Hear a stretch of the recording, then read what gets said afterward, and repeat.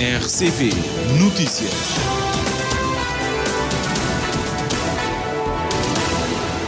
Treze horas em Cabo Verde, tempo para o Jornal da Tarde.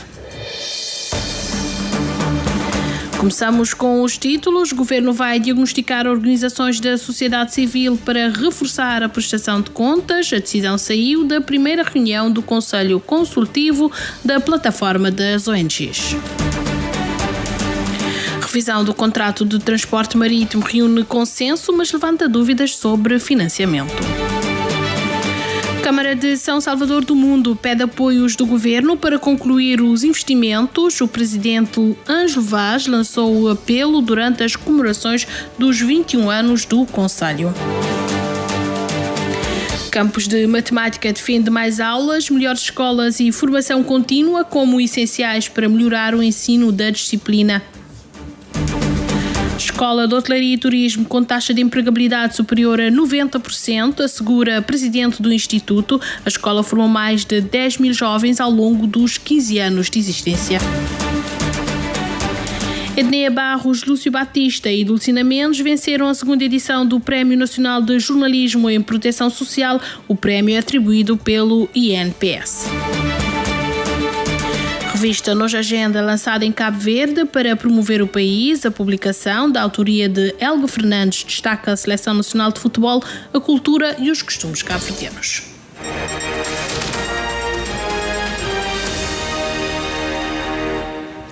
Boa tarde. O Governo vai realizar um diagnóstico das organizações da sociedade civil para reforçar a capacidade da prestação de contas e de adaptação às demandas da sociedade atual. São garantias que saem da primeira reunião do Conselho Consultivo da Plataforma das ONGs, que quer mais apoios dos parceiros para que a sociedade civil se torne também ele parceiro de um desenvolvimento estratégico. A reportagem é do Cândido Fortes. Na sua primeira reunião, o Conselho Consultivo da Plataforma das ONG defendeu o reforço da sua capacidade de mobilização de recursos, profissionalização e modernização para se tornar uma organização mais forte e mais sustentável. Uma aposta, realça o presidente da plataforma, Felisberto Moreira, que assenta na prestação de contas e gestão dos recursos postos à disposição das ONG, visando o aumento da confiança do Governo e parceiros internacionais nas organizações da sociedade civil. De modo que a nossa aposta vai ser fortemente na capacitação dos nossos membros, dos nossos associados. Daí que nós vamos continuar a fazer esse trabalho de advocacia, de influenciação junto de várias instituições para nos ajudar nesse processo de capacitação, mas também no sentido de reforçarmos o diálogo com o Estado para que todos possam ver a sociedade civil como um parceiro estratégico de desenvolvimento, não como meros executores de projetos, mas como parceiros fundamentais para a implementação das políticas, mas também para o monitoramento. Vem aí um novo processo de mapeamento da sociedade civil cabo-verdiana que trará indicações para o estabelecimento de novos mecanismos de parceria, as mudanças nas fontes de financiamento tradicionais, constantes mudanças sociais e a crescente digitalização interpelam a novas respostas, frisa a Ministra da Família, Inclusão e Desenvolvimento Social, Adélcia Almeida, que defende o reforço da assistência técnica e outras experiências para o recurso a novas formas de financiamento. Além da questão da alteração das fontes de financiamento, nós estamos a viver um mundo bastante digital. Nós temos novas necessidades sociais. Nós temos uma sociedade também que está em constante mudança. A sociedade civil, que é aquela que está mais próxima da população e que melhor conhece as necessidades da população, precisa também de alguma forma estar capacitada para adaptar as suas respostas às demandas e às necessidades da sociedade atual. É neste contexto que o Governo está completamente aberto para discutir com a plataforma das ONGs, mas também com outras organizações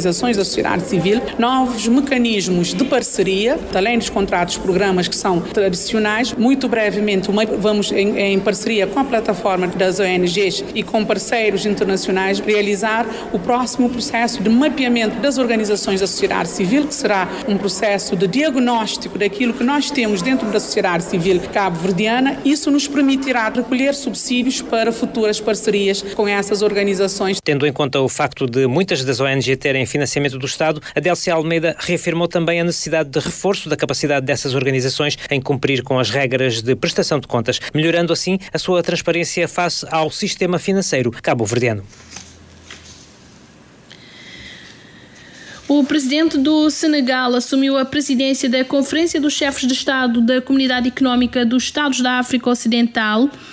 Na conferência de imprensa, o presidente eleito prometeu honrar o mandato que lhe foi confiado e, com todos, fazer para avançar a CEDEAO, preservando o legado dos 50 anos da organização. O Senegal assume também a presidência da Comissão da Comunidade dos Estados da África Ocidental. O chefe de Estado cabo-verdiano, José Maria Neves, no final da cimeira, pediu o reforço da diplomacia como um caminho para a resolução dos conflitos e a melhoria das relações entre os Estados. E é precisamente por isso que devemos fazer um esforço para a reaproximação aos Estados da Aliança do Sahel, trazer a Mauritânia e criar canais de diálogo com todos os países, sobretudo lá onde haja instabilidade política ou haja ameaça à segurança e à estabilidade. Em relação à Guiné-Bissau, José Maria Neves sublinha que os chefes de Estado e de Governo da CEDEAO reafirmaram as declarações anteriores, nomeadamente no tocante ao reforço do diálogo. A necessidade de se continuar o diálogo, de se fazer a inclusão para se garantir a transição para a ordem democrática e também um apelo no sentido da libertação incondicional de todos os presos políticos e a concertação entre os diferentes atores políticos no sentido de se encontrar plataformas comuns para a transição para a democracia. Declarações do Presidente da República, José Maria Neves, depois do encerramento da cimeira da CEDEAO que aconteceu este fim de semana. O Presidente da Câmara Municipal de São Salvador do Mundo pediu ao novo governo uma atenção especial para garantir a concretização dos investimentos em curso no concelho. O apelo foi feito por Ângelo Vaz durante a sessão solene que assinalou o 21º aniversário do município. É uma reportagem do Domingos Sanches. No dia em que o município de São Salvador do Mundo celebra o 21º aniversário, o líder da bancada do PITV afirma que a autarquia local não se pode resignar apenas a ser um conselho de passagem, mas sim atrair investimentos, refere Júnior Sena. Precisamos criar riquezas, atrair investimentos, apoiar o empreendedorismo, valorizar a agricultura, dinamizar o turismo rural e investir na cultura, no desporto e na formação profissional. Temos potencial, temos uma população trabalhadora, temos recursos naturais, temos patrimónios históricos, temos uma identidade cultural rica. Por sua vez, Daniel Vieira, em representação da bancada do MPD, descreve São Salvador do Mundo como um concelho onde persistem desafios nos domínios de água, agricultura, mobilidade, habitação e criação de emprego. Porém, diz ser injusto ignorar os caminhos percorridos. Hoje, São Salvador do Mundo é um município mais organizado. Governar com responsabilidade, proximidade, rigor na gestão de recursos públicos e foco naquilo que era essencial para melhorar a qualidade de vida da nossa população. Foi essa visão que orientou a ação da Câmara Municipal ao longo dos últimos anos.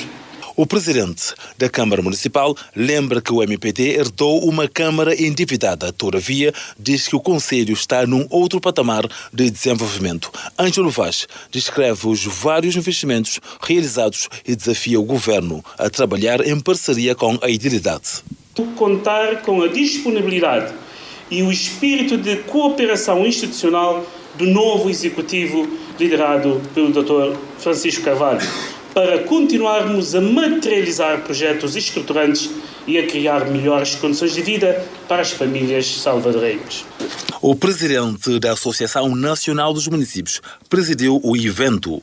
Felicitar todos os municípios pela contribuição que tem dado, pelas pedras que vem colocando na promoção do desenvolvimento deste município, mas sobretudo na melhoria das condições de vida das populações. Portanto, há ganhos de percurso clarividentes em todos os domínios e setores da vida municipal. Comemoração do 21º aniversário do município de São Salvador do Mundo. Conta também com o discurso da Presidente da Assembleia Municipal, Elsa Rodrigues, quem descreve o percurso do município durante a governação do MPD, sessão solene na Câmara Municipal com animação cultural.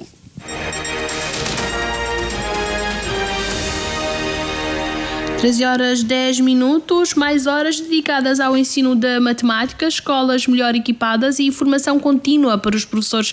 Esses são os pilares apontados pela coordenadora do Campus da Matemática, Telma Silva, para melhorar o ensino da disciplina e desfazer a ideia de que a matemática é um bicho de 7 cabeças. As declarações foram feitas no arranque da 6ª edição do Campus de Matemática, que começou esta manhã no Mindelo, depois de ter tido uma primeira etapa na cidade da Praia. Patrícia Martins. O evento, que acontece desde 2021, procura motivar os estudantes para a aprendizagem da matemática. Para isso, no campus, a disciplina é trabalhada de forma específica, explica a coordenadora Telma Silva. Trabalhamos a matemática de forma dinâmica, interativa e trabalhamos o método intuitivo. Começa por trazer aos estudantes muitos exemplos do conteúdo que a gente vai aplicar de forma prática, trazer a aplicabilidade, levar o estudante a compreender o conteúdo que nós estamos a falar antes de nós darmos a definição ou exemplos da aplicação daquilo que a gente está a ensinar. Esse método é muito importante, mas leva tempo. 10, 15 minutos não é suficiente. Temos que ter mais tempo. Por isso é o que nós trabalhamos aqui. As nossas aulas são no mínimo 1h30. Além de mais horas para alcançar melhores resultados no ensino da matemática, a docente aponta outras condições necessárias. Aqui no campus, para os estudantes visualizarem o que estamos a dizer, nós temos materiais didáticos adequados. Por exemplo, de geometria, nós temos vários materiais didáticos que apoiam esta aula. Então, se nas escolas nós não temos materiais didáticos adequados para cada conteúdo, é muito difícil o professor conseguir trazer a matemática de forma visível, de forma palpável. Então, nós aconselhamos que as escolas tenham um laboratório de matemática. Às vezes, os materiais didáticos não são caros. É questão dos professores também criarem os seus próprios materiais didáticos, por exemplo, em parceria com os professores de educação artística. Outra coisa que nós insistimos aqui no campus é que nós trabalhamos, formamos os nossos professores e treinamos os nossos professores para as atividades que nós vamos trabalhar. Como é que podíamos replicar isso no ensino secundário? Se nós não temos formação contínua para os professores, é muito difícil o professor conseguir trabalhar esse método ou formas mais dinâmicas, mais interativas de ensinar, se nós não trabalharmos com os professores primeiro. Melhorias que, na opinião de Telma Silva, devem integrar o sistema educativo nacional. Ainda assim, a coordenadora reconhece alguns progressos. Temos uma grande reforma nos programas, que na área de matemática, de facto excelente. Os programas estão magníficos. Nós já temos manuais até 11º, pelo menos não sei se está disponível 12º ainda, mas os manuais também são magníficos. O problema é que, se nós não trabalharmos os conteúdos que estão nos manuais com os professores, fica difícil eles seguirem os manuais, seguirem os programas. Temos que ter formação contínua em curso. A edição deste ano do Campus da Matemática no Mindelo reúne 30 alunos do 10º ano provenientes das ilhas da região de Barlavento. Ao longo da semana, os participantes vão desenvolver diversas atividades concebidas para estimular o raciocínio lógico e o interesse pela disciplina. Temos, por exemplo, a matemática nas redes sociais, a matemática e a arte, a modelação matemática na resolução de problemas concretos. Temos um projeto muito interessante que é trabalhar todos os conteúdos da matemática do 9º ao 11º com os professores do ensino secundário, que é na área de geometria, que é muito importante, para além de diversas atividades. A matemática e os jogos também é trabalhado aqui. Financiado pela Fundação Calouste Gulbenkian, o Campus da Matemática decorre no Mindelo até a próxima sexta-feira. A Escola de Hotelaria e Turismo de Cabo Verde já formou mais de 10.000 jovens e reconheceu as competências de quase 800 profissionais sem formação formal. Os dados foram anunciados no dia em que se celebram os 15 anos da instituição. A presidenta Aldina Delgado garantiu que a escola vai intensificar a oferta para responder às necessidades do mercado de trabalho. De realçar que desde o início da criação da escola já foram formados mais de 12.000 jovens. Estamos a falar de jovens e ativos profissionais, Nós temos duas modalidades de formação. A modalidade de formação inicial, que são para os jovens que procuram o primeiro emprego. Estamos a falar de formações de nível, de qualificação, de nível 2 até o nível 5. E também trabalhamos com a modalidade de formação contínua para os profissionais ativos, no sentido da atualização de competências dos mesmos. E ainda temos também um outro projeto onde posso dizer que nos últimos anos demos uma prioridade, que é o projeto de reconhecimento, validação e certificação de competências. Estamos a falar de um processo de reconhecimento de competências de profissionais que trabalham já há muitos anos, que por uma razão ou outra não tiveram a possibilidade de fazer uma formação, mas que acumulam muita experiência que deve ser valorizada, e é neste sentido que implementamos o processo de reconhecimento de competências.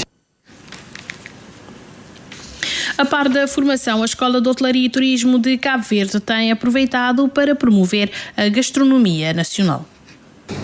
E nós podemos dizer que nós tivemos um dos grandes resultados da Escola de Hotelaria e Turismo de Cabo Verde, principalmente em 2025, foi a sua participação na primeira Semana Internacional de Gastronomia cabo-verdiana. Portanto, foi a primeira vez que este evento aconteceu em Cabo Verde.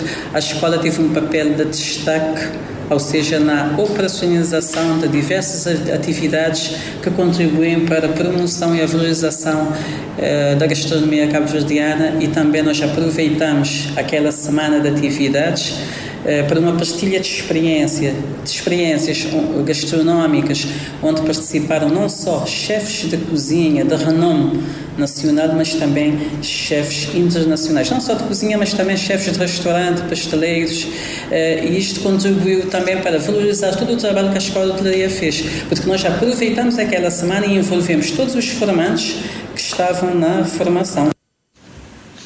Criada em 2011, a Escola de Hotelaria e Turismo de Cabo Verde oferece formação profissional em áreas como a restauração, a hotelaria e o turismo. A taxa de empregabilidade dos alunos que saem da escola ultrapassa os 90%, estando hoje a grande maioria a exercer fora do país. Edneia Barros, da Rádio de Cabo Verde, Lúcio Batista, da TV Record, e Dulcina Mendes, do Expresso das Ilhas, são os vencedores da segunda edição do Prémio Nacional de Jornalismo em Proteção Social. A iniciativa reconhece trabalhos que promovem a literacia sobre os direitos sociais e reforça o papel da comunicação social na aproximação dos cidadãos ao sistema de proteção social. Uma reportagem de Dina Almeida.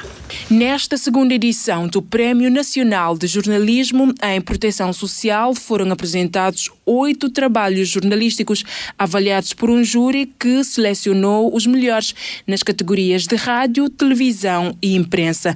Edneia Barros na categoria rádio, com a reportagem Evacuação Médica, Lúcio Batista na categoria televisão e Dulcina Mendes na categoria imprensa. O vencedor da categoria televisão, Lúcio Batista, da Record TV, considerou o prémio um reconhecimento importante do trabalho desenvolvido na área social. Para mim é super gratificante porque já temos 3 anos no jornalismo, é um começo a bater destaque com reportagem que sempre está a marcar a sociedade.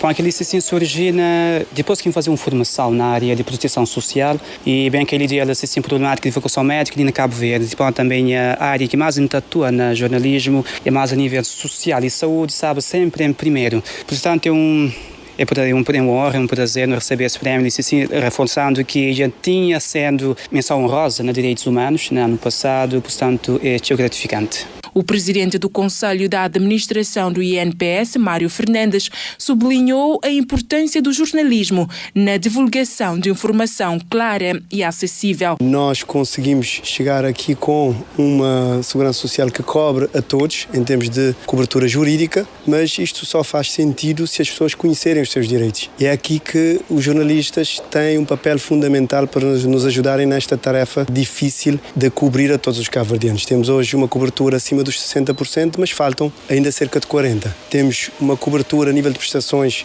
que praticamente cobre toda a Convenção 102 da OIT, normas mínimas, No entanto, se as pessoas não conhecerem os seus direitos, não conseguem exercer na sua plenitude a proteção social. Na segunda posição, categoria televisão e imprensa escrita, os destaques foram para jornalistas Elizabeth Dias e Elisângela Tavares, da Record TV e Expresso das Ilhas, respectivamente. Às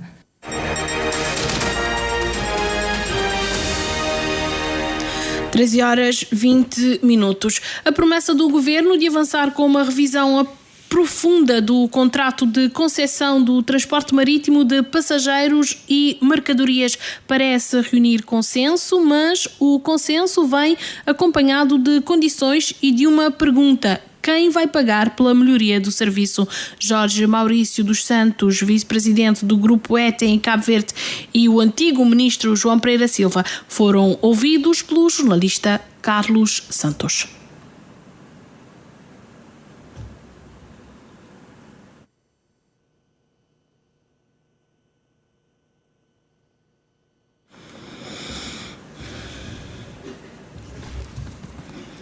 Contávamos então ter agora uma reportagem que vai nos chegar em direto dos estúdios do RCV na praia. Não sendo possível, passamos então adiante. Vamos falar agora sobre a proteção das crianças. O Instituto Cabo-Verdiano da Criança e do Adolescente alertou que ainda há resistência da população do Tarrafal de São Nicolau às ações de sensibilização sobre os direitos das crianças. O alerta foi feito durante uma operação STOP promovida em parceria com a Polícia Nacional, integrada no programa Férias Protegidas. Uma reportagem do Rony Brito.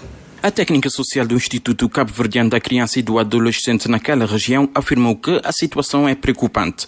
Segundo Maria Silva, o ICA não consegue desenvolver o seu trabalho de forma eficaz sem o envolvimento e a colaboração de toda a sociedade na proteção e promoção dos direitos e deveres das crianças. Pessoas têm que colaborar. ICA nem sempre tem conhecimentos de situações que colocam em risco a integridade física e psicológica de crianças. Se pessoas que denunciam, por exemplo, nunca têm conhecimento. Então, o trabalho de ICA, ele é um trabalho que depende de colaboração de pessoas, colaboração de pais principalmente e encarregados de educação. Perante a situação, Maria Silva apelou aos pais e encarregados de educação para reforçarem a vigilância sobre os seus filhos, alertando que durante as férias escolares muitas crianças e adolescentes ficam vulneráveis e podem ser expostos a situações de riscos nos locais que frequentam. Eles têm que estar mais atentos no que se fica a fazer. Os lugares que está frequenta, pessoas que também estão naquele círculo de amizade que se fez. Durante o verão não tem aquela Copa de Futsal que é realizada durante todo o verão. Tem crianças que frequentam aquele espaço lá, então não tem que ter cuidado. Se não também para aquele espaço não se fica também, não se salva pessoas que às vezes não está pensando, não está confiando, mas que está colocando em risco. Não se fica. Nós é que tem que proteger, não se fica. Se não quer proteger, que tem ninguém, nenhuma instituição que vai proteger da melhor forma do que nós. Relativamente à operação de stop, a técnica social do ICA no Conselho do Tarrafal explicou que a ação teve como principal objetivo sensibilizar os condutores para os perigos do consumo abusivo do álcool. Nós sabemos que o condutor está lida diariamente com pessoas, então nós tinha por bem fazer uma operação stop direcionada juntamente com esse, que nós sabemos que a condução é algo bastante de responsabilidade. Então se não tiver pessoas que estão consumir bebidas alcoólicas, automaticamente esse que pode estar a conduzir porque está a colocar em risco não só se vida, como também pessoas que se podem estar a carregar. E durante esse trajeto pode ter crianças, pode ter adolescentes, também pode ter pessoas adultas. Então, para não promover bem-estar de pessoas, nós que seria importante também levar essa mensagem para condutores do município de Tarrafal. A operação de stop integra a programação do programa Férias Protegidas, promovida pelo Instituto Cabo-Verdiano da Criança e do Adolescente ao longo das férias escolares. Cabo Verde quer reforçar a parceria económica com a China para acelerar a transformação digital, afirmar-se como plataforma tecnológica para a África Ocidental e reduzir a pobreza. A estratégia foi hoje apresentada pelo Ministro da Economia durante a visita do Secretariado Permanente do Fórum Macau à cidade da Praia. Reportagem de Carlos Santos. Cabo Verde quer aprofundar a cooperação com a China e transformar essa parceria num instrumento para acelerar o desenvolvimento económico.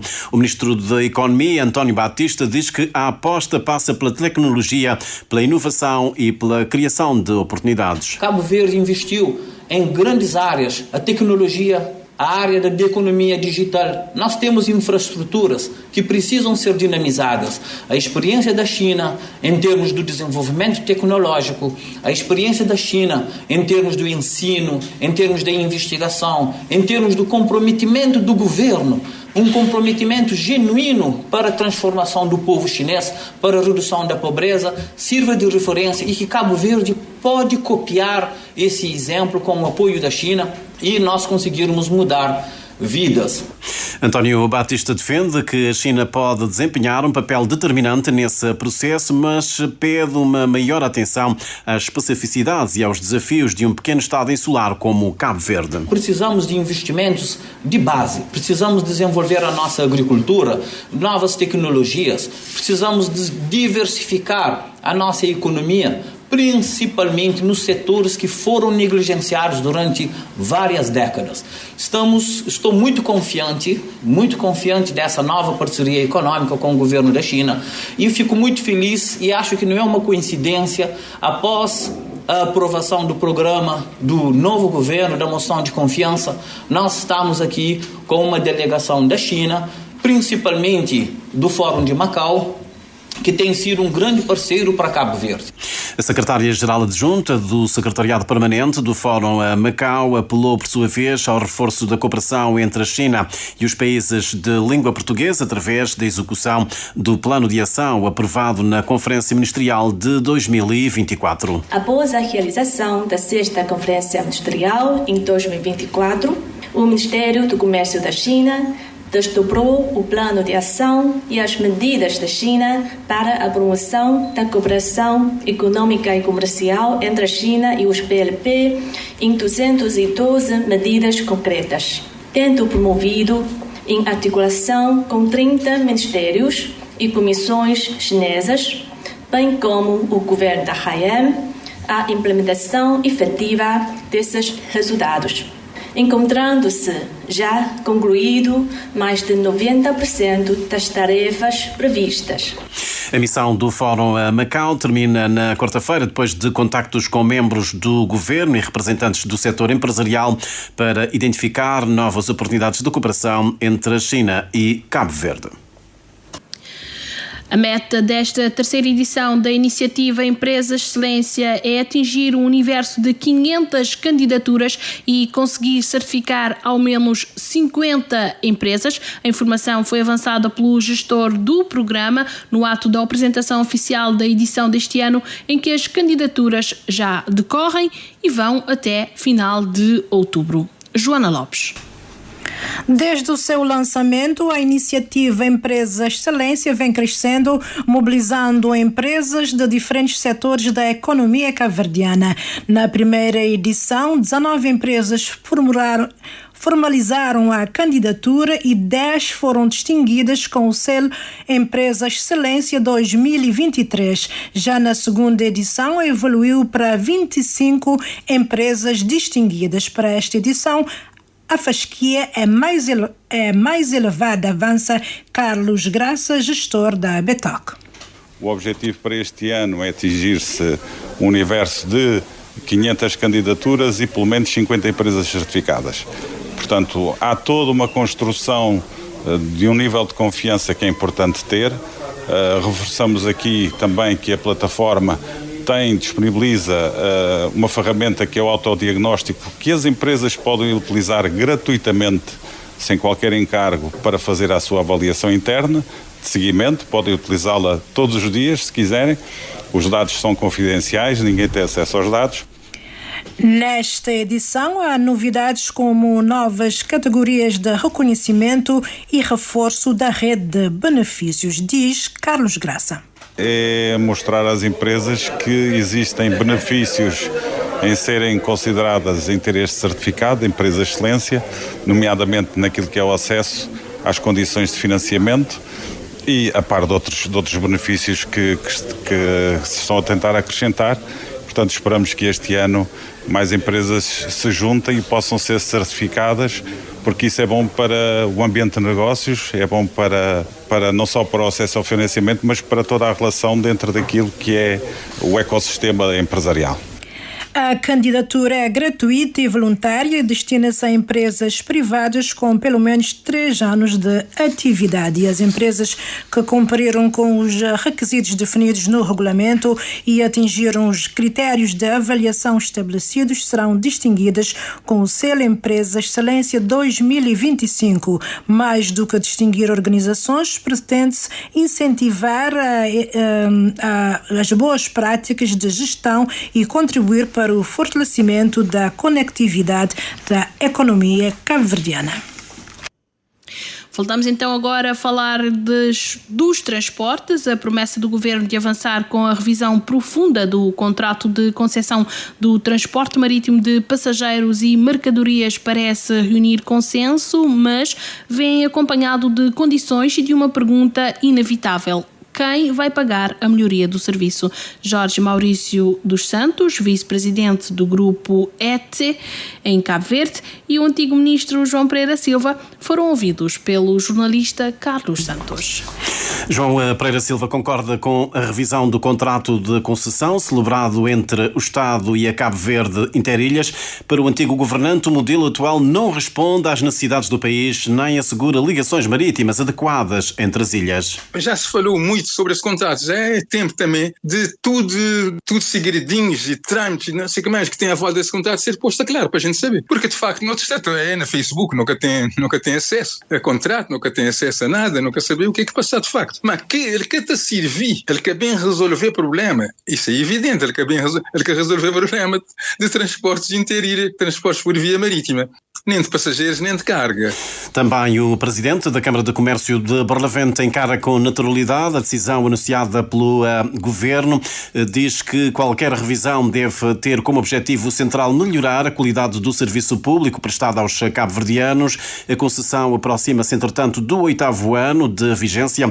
Jorge Maurício dos Santos, vice-presidente do Grupo ETA em Cabo Verde, grupo que, através da Transinsular, detém 51% de Cabo Verde Interilhas, recorda que o contrato foi revisto pela última vez em 2023. Admite uma nova revisão, mas avisa que há várias questões financeiras, operacionais e contratuais que o Estado terá de colocar sobre a mesa. O transporte marítimo não funciona sozinho, não é só o navio, é o transporte marítimo, é o agenciamento marítimo, é o operador logístico, com centros logísticos em todas as ilhas. Portanto, é o porto também, ou terminais portuários dedicados para evitar que o navio chegue, por exemplo, ao porto e fique à espera da sua vez para atracar. Portanto, quando se fala de transporte de passageiros, isto não pode acontecer. Portos também com melhores condições, com condições de segurança.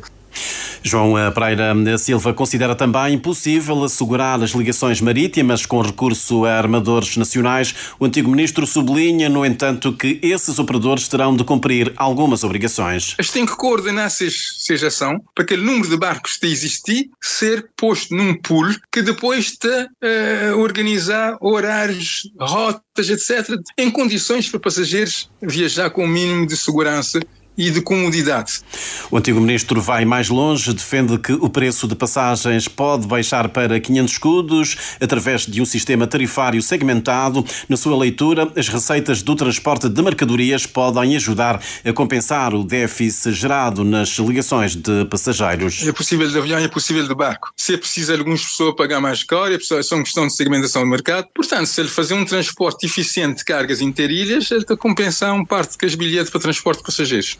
Jorge Maurício dos Santos também admite que seja possível viajar entre as ilhas por 500 escudos, mas deixa uma condição: para baixar o preço pago pelos passageiros, o Estado terá de aumentar a compensação financeira atribuída a Cabo Verde Interilhas. Por si só, hoje, o serviço já é subvencionado. O transporte marítimo já faz cerca de 3.700 viagens por ano, transporta cerca de 500 mil passageiros por ano, mais de 150 mil toneladas de mercadorias por ano, mais de 40 mil viaturas por ano, coisas que há pouco tempo também não existia. O transporte roll-on-roll-off não se fazia, por exemplo, o São Vicente Sal, não o Sal Praia. Portanto, isto hoje tu podes andar em Cabo Verde de carro se quiseres, mas tudo tem um custo e o custo tem que ser tem que ser, evidentemente, suportado. O Governo e a Cabo Verde Interilhas terão agora de encontrar um ponto de equilíbrio entre a sustentabilidade da operação e aquilo que verdadeiramente está em causa, garantir aos cabo-verdianos ligações marítimas regulares, acessíveis e de qualidade.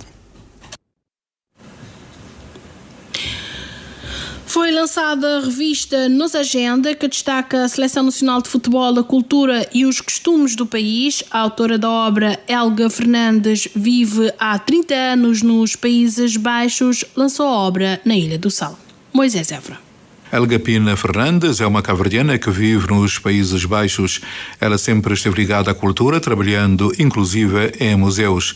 Apesar dos 30 anos a viver fora de Cabo Verde, concretamente em Roterdão, Helga não perdeu as suas raízes. Ela encontra-se em Cabo Verde para lançar uma revista com o título Nos Agenda. A edição dá destaque aos Tubarões Azuis. Nunca poderia deixar para trás, porque nunca falava sobre qualificação de Cabo Verde na Copa. E na mês de janeiro, fevereiro, não faz entrevista com o Bobista, com a Federação, com a Vozinha, para a Manuate, me deve dar um pontapé para não sentir aquele feeling de Copa que você também. E não fazer aquela entrevista é uma coisa que gosto, me orgulhoso nela, gosto para ir para a capa, então pronto, um capa e uma foto também que está nele que mostra aquilo que não queria transmitir para nós cabo-verdiano, que é orgulho e resiliência, e não hoje na Copa, coisa que acontece, o único Cabo Verde vai longe. Helga Pina apresenta também outros tópicos da revista. Muita fala também sobre direitos de artista na música, por sociedade cabo-verdiana da música. Não fala com a senhora cabo-verdiana que cria na França e está fazendo vinho, que é uma história muito interessante, foi um crioula que cria plantação de vinho. E também não fala com a entrevista com a Elisabeth Moreno de França, que é uma pessoa inspiradora e principalmente também para mulheres. Moda, de cultura, para moda sempre não destaca cada ilha, não destaca, não tem as duas dicas onde pessoas podem ir de férias para São Vicente, Santo Antônio. Qualquer ilha não tenta apoia locais empresários, onde não mostra restaurante, guia turístico, únicas podem ir. Trata-se de um trabalho nas línguas portuguesa e inglesa. E fechamos com uma breve nota internacional. Andy Burnham foi declarado oficialmente primeiro-ministro britânico. O novo líder do Partido Trabalhista foi designado oficialmente pelo rei Carlos III. Segundo a tradição, o líder do partido com maior número de deputados no Parlamento pode ser proclamado o primeiro-ministro sem a necessidade de eleições legislativas. Numa declaração em Downing Street, a residência oficial do primeiro-ministro britânico, Starmer despediu-se do cargo com orgulho por o trabalho realizado e diz com a convicção de que o Reino Unido está mais forte e mais justo do que há 2 anos. O novo primeiro-ministro definiu já como prioridade a reindustrialização do país.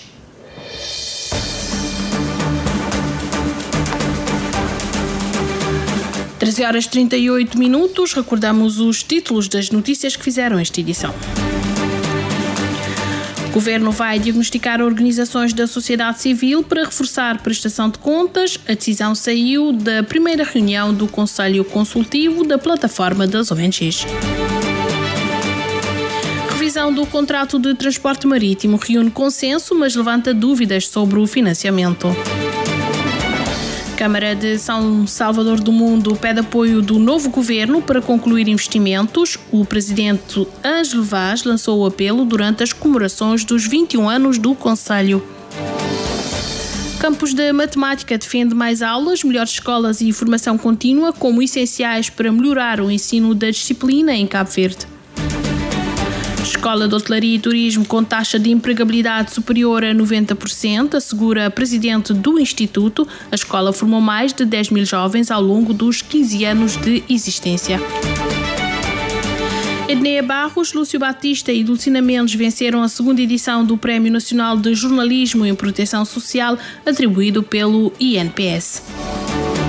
A revista Nos Agenda é lançada para promover Cabo Verde. A publicação, da autoria de Helga Fernandes, destaca a Seleção Nacional de Futebol, a cultura e os costumes cabo-verdianos. Foi o Jornal da Tarde. Continuação de ótimo dia.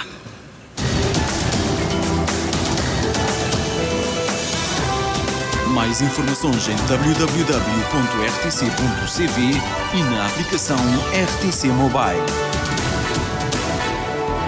RCV, o rigor da notícia e o melhor da informação a cada hora.